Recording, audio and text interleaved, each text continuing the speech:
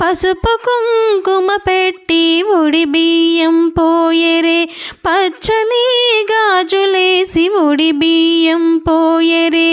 పసుపు కుంకుమ పెట్టి ఉడి బియ్యం పోయరే, పచ్చని గాజులేసి ఉడి బియ్యం పోయరే. సౌభాగ్యదాయినికి ఉడి బియ్యము, పరమేశ్వర పట్టపురాణి కొడి బియ్యము. పడతులంతా వచ్చి ఉడి బియ్యం పోయరే,